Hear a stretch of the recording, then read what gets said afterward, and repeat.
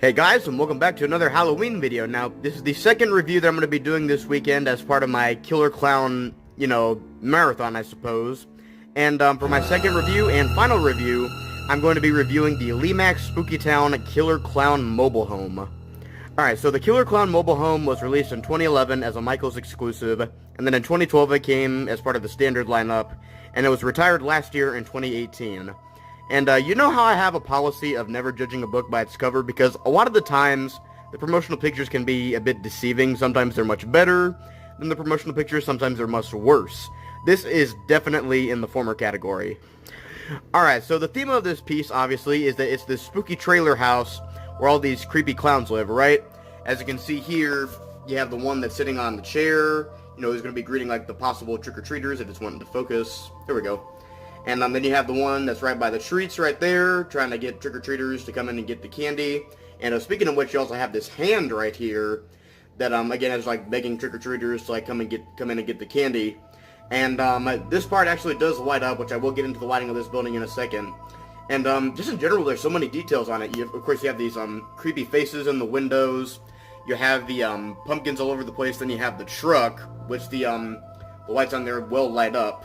Which, again, I will talk about in the lighting in a second. But it's just all around the building. It's just so detailed, and it has a very nice paint job on it. The trailer is all boarded up. It looks like that it's been abandoned. And these clowns have taken refuge in it, so they can come and get trick-or-treaters, so they can come in and get the candy. Okay, so all of that's great, what I just mentioned, but the best thing about this building is the lighting. There is a lot going on here. This is a very dynamic building. Now, there's no animation technically, but the lighting is so dynamic on it that it might as well be considered animation. Well, so let's go ahead and talk about it. So you will have flashes of lightning all around the building. I know several buildings have that mechanic, so it's not super special. But these pumpkin lights up top right there, they will flicker, which, by the way, one of mine is busted, so just as a heads up. And the street sign right here, it will pulsate on and off. And the inside of the building will also pulse red, that's really cool. And the side of the building will pulsate purple with some purple lights down there. Really, really cool. And also, again, as I stated, the truck lights up, but sometimes the truck lights, they'll actually blink. And that's really, really cool. This also has a great soundtrack. So if you remembered in my last review of The Last Lap Asylum, I said that I thought that both this and, of course, The Last Lap Asylum, I think are some of the coolest clown buildings that either company offers. And as far as which I prefer, honestly, I think it's pretty tied, pretty head and head. I love both for different reasons. I love Last Lap Asylum for it being really scary, but I love this one because of all the crazy lighting on it. And these buildings are just so good, man. They are so cool. Alright, so to sum up my thoughts on it, all in all, I give this building an easy 10 out of 10.